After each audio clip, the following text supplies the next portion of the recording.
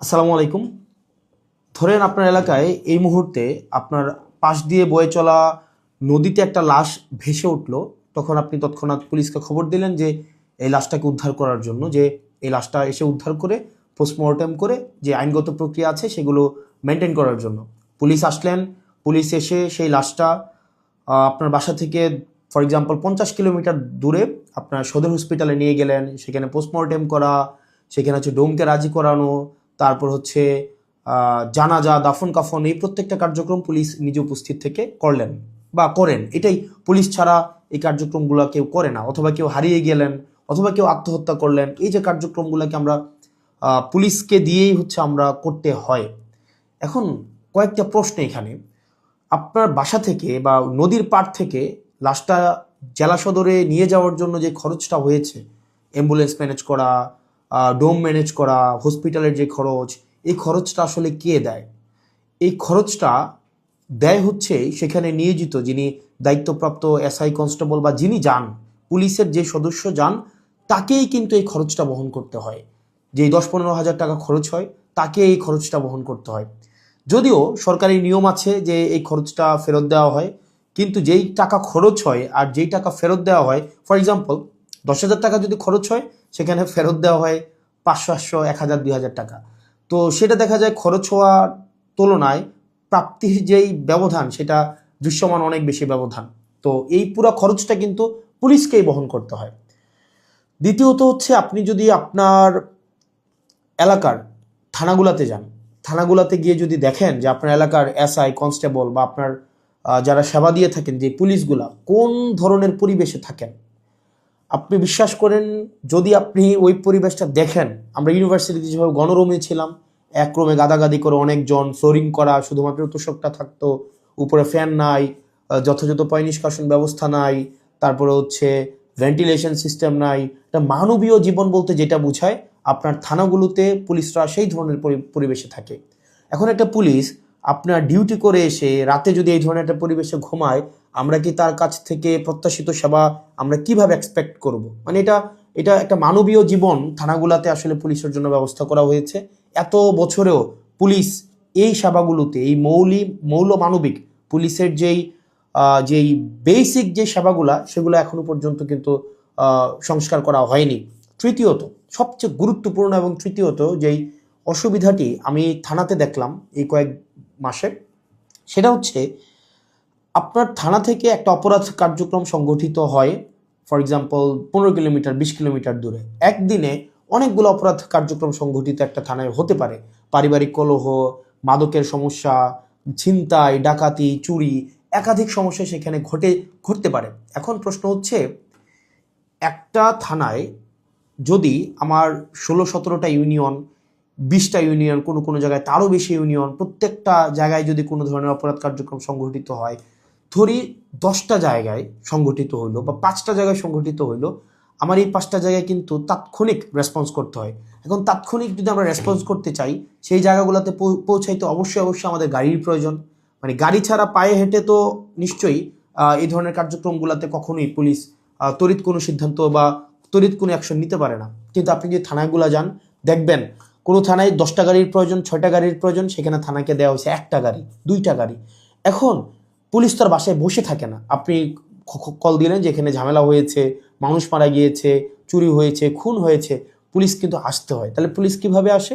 Police দেখা যায় এটা ভ্যান ভাড়া করে, একটা অটো ভাড়া করে, অথবা দেখা যায় একটা লেগুনা ভাড়া করে, সেইটা করে কিন্তু তাকে যেতে হয়। ওই যে ভাড়ার টাকাটা, এই ভাড়ার টাকাটাও কিন্তু পুলিশের পকেট থেকে দিতে হয়। দ্বিতীয়ত, এই যে ভাড়া করে যাওয়া আসা, তার যেই সময় নষ্ট হয়, ক্ষেত্রে দেখা যায় যারা অপরাধ সংঘটিত করে তারা কিন্তু ইতিমধ্যেই সেই জায়গা থেকে চলে যায় এবং আমরা সেবা বঞ্চিত হই। সেজন্য আপনি যদি পুলিশকে যুগোপযোগী করতে চান, পুলিশকে যদি আপনি হচ্ছে তার সেবা তাৎক্ষণিক জনগণের কাছে পৌঁছাইতে চান, অবশ্যই অবশ্যই তার ট্রান্সপোর্টেশন ব্যবস্থাটা অবশ্যই যথাযথভাবে করতে হবে। আপনি পুলিশকে ট্রান্সপোর্টেশনের গাড়ি দিবেন না। গাড়ি বলতে এখানে একটা পুলিশকে একটা গাড়ি, এটা বোঝানো হয় নাই। একটা কাভার্ড ভ্যান দেন, একটা 10টা পুলিশ একসাথে মুভ করতে পারে। তারপর হচ্ছে একটা থানায় যদি আপনি 5টা 6টা গাড়ি দেন, তাহলে সেক্ষেত্রে কিন্তু ওই এলাকার অপরাধ কার্যক্রম অবশ্যই দৃশ্যমান কমে আসবে। কারণ পুলিশ ইমিডিয়েট রেসপন্স করতে পারবে। কারণ পুলিশ যদি ইমিডিয়েট রেসপন্স করতে না পারে, অপরাধ সংঘটিত হয়ে যাওয়ার পরে যদি রেসপন্স করতে হয়, সেক্ষেত্রে দেখা যায় দিন শেষে অপরাধী কিন্তু পালিয়ে যায়। সেজন্য পুলিশের দক্ষতা, পুলিশের সেবা যদি আপনি জনগণের দ্বারগোড়া পৌঁছাতে চান, অবশ্যই আপনার ট্রান্সপোর্টেশনের ব্যবস্থা উন্নতি করতে হবে।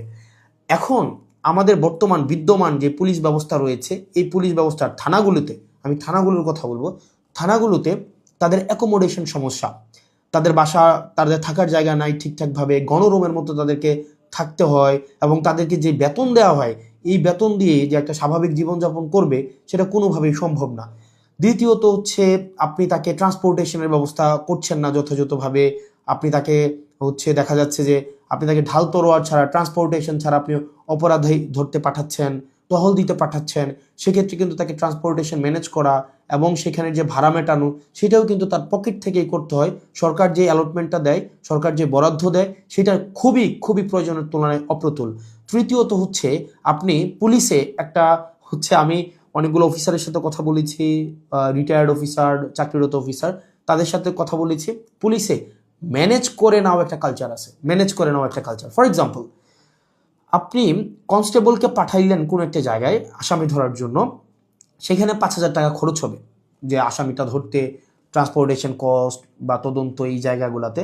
তখন কনস্টেবল তার ঊর্ধ্বতন কর্মকর্তাকে উনি বললেন যে স্যার টাকা কোথায় পাবো? তখন বলে ম্যানেজ করে নাও।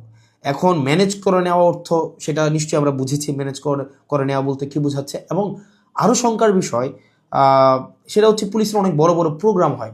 এই প্রোগ্রামে অনেক ক্ষেত্রে, সব ক্ষেত্রে না, কিছু কিছু প্রোগ্রাম আগে হতো, এখন বর্তমানে আছে কিনা এটা আপনারা জানাবেন। আগে এরকম নাকি হতো, পুলিশের অনেকেই জানিয়েছে এরকম নাকি হতো, একটা বড় প্রোগ্রাম হবে, এই প্রোগ্রামে দেখা যায় ঊর্ধ্বতন কর্মকর্তারা অধীনস্থ কর্মকর্তাদের ভাগ করে দিত যে খাবারের দায়িত্বটা তোমার, ডেকোরেশনের দায়িত্বটা তোমার, লাইটিংয়ের দায়িত্বটা তোমার। তো এখন টাকা আসবে কোন জায়গা থেকে? ম্যানেজ করে নাও। তো দেখা যায় অধস্তন কর্মকর্তারা সেটাকে ম্যানেজ করে নিতেন। তো নিশ্চয়ই ম্যানেজ করাটা সরকারের দায়িত্ব, ম্যানেজ করা তো অবশ্যই কোনো কর্মকর্তা কর্মচারীর দায়িত্ব না।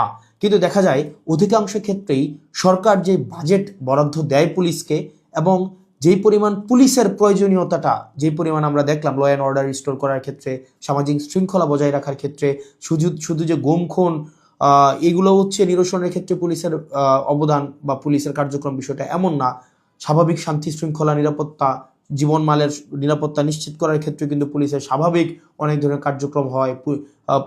আপনার পরীক্ষার ডিউটি থেকে শুরু করে অনেক ধরনের কার্যক্রম হয়, এবং পুলিশেরকে আরও বিভিন্ন কাজে ব্যবহার করা হয়। যেমন এটা খুবই খুবই, আমি পার্সোনালি এই জিনিসটাকে আমি সবার সামনেই বলছি, এই জিনিসটাকে আমি পার্সোনালি এই জিনিসটাকে কখনোই ওয়েলকাম করব না।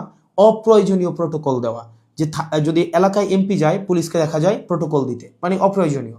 দেখা যায় ওসিকে আমরা অতীতেও দেখেছি, ওসি সবসময় আপনার এমপির সাথে সাথে থাকতে হয়, থাকেই থানায় একটা গাড়ি। এখন একটা গাড়ি নিয়ে যদি আপনার ওসি বা অন্য কর্মকর্তারা আপনার এমপির সাথে সারাদিন ব্যাপী থাকতে হয়, যেখানে যায় সেখানে যেতে হয়, তাহলে ওসিও কিন্তু তার স্বাভাবিক থানা কার্যক্রম করতে পারে না, সাধারণ মানুষ সেবা বঞ্চিত হয়। একই সাথে সাথে যে একটা গাড়ির, এই গাড়িটাও কিন্তু অপচয় হয়। সেই জন্য, এবং আপনারা জেনে থাকবেন যে এমপির সাথে পুলিশ সবসময় থাকে, কিন্তু এটা কিন্তু কোনো নিয়মে নাই, কোনো প্রোটোকলে নাই। এমপির সাথে পুলিশ থাকবে, এটার কোনো প্রোটোকল নাই, কোনো প্রোটোকলেই নাই।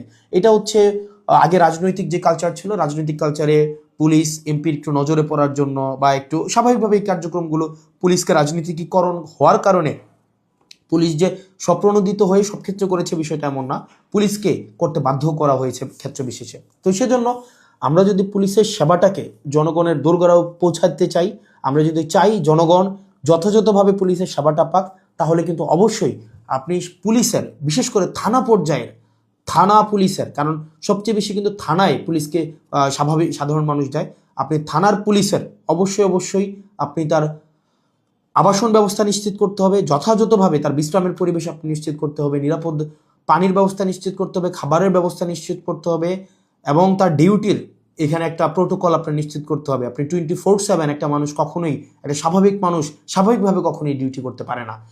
2 নম্বর বিষয় হচ্ছে ট্রান্সপোর্টেশনের ব্যবস্থাটাকে আপনি নিশ্চিত করতে হবে। একটা থানায় একটা গাড়ি দিয়ে একটা থানা কখনোই চলতে পারে না, 2টা গাড়ি দিয়ে একটা থানা কখনোই চলতে পারে না। আপনি পুলিশের উপর চাপিয়ে দেবেন যে ম্যানেজ করে নাও। পুলিশ যখন ম্যানেজ করতে যাবে, তখনই কিন্তু জনগণ পুলিশের একটা সাংঘর্ষিক অবস্থা তৈরি হয়। তখনই উৎকোচ গ্রহণের এক ধরনের বৈধতা মানসিকভাবে উৎপাদিত হয়। সেজন্য আমরা পুলিশকে এই ম্যানেজ করে নেওয়ার প্রবণতায় না ঠেলে দিয়ে সরকারের কাছে এই বিষয়গুলো নিয়ে আমাদের আহ্বান থাকবে বাজেট বৃদ্ধি করা, এবং সেগুলোর হচ্ছে আমাদের যে টেকনিক্যাল জায়গায় আমাদের রিসোর্স সেখানে হচ্ছে আমাদের ইনস্টল করতে হবে।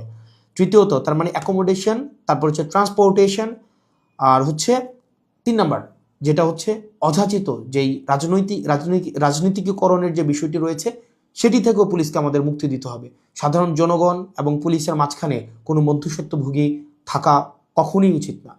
তো আমরা পুলিশের কখনোই, আমরা শুরু থেকে, আপনি যদি যান আমার টাইমলাইনে এখনও আছে যে অগাস্ট থেকে 2024-এর অগাস্ট থেকে পুলিশের যেই টেকনিক্যাল হচ্ছে রিসোর্স ইনস্টল করা, তাদেরকে সেটাকে এনরিচ করা, পুলিশকে জনমুখী করা, রাজনৈতিক প্রভাবে বলের বাহিরে নিয়ে যাওয়া, তাদের আবাসন, স্বাস্থ্য, চিকিৎসা সেগুলো যেন যথাযথ হয় সেটি নিশ্চিত করা, তার পেশাদারি যেই ব্যয় হয় সেই পেশাদারি ব্যয় যেন সরকারি খাত থেকে হয়, তাকে যেন সেটির জন্য ম্যানেজ করা কালচারে না যেতে হয়, সেটির জন্য কিন্তু আমরা গুরুত্ব দিচ্ছি। সেজন্য আমরা সংসদে এই বিষয়গুলো নিয়ে কথা বলবো যদি আল্লাহ সুযোগ করে দেয়, এবং যেহেতু সুযোগ করে দিয়েছে একই সাথে সাথে সরকারের কাছে বা মানুষের কাছেও যে এই যে পুলিশের, আমরা যে তৃণমূলের পুলিশের যে জটিলতাগুলো সেগুলো আমার কাছে মনে হয়েছে সবার জানা উচিত, যেহেতু থানাগুলোকে আমরা এখন খুব ক্লোজলি দেখছি, সেজন্য সবাইকে জানানো। আর পুলিশের প্রতি আমাদের সবসময় সংবেদনশীলতা রয়েছে, এবং আমরা চাই পুলিশ জনগণের হয়ে উঠুক, কোনো রাজনৈতিক দলের না, পুলিশ হয়ে উঠুক সবার।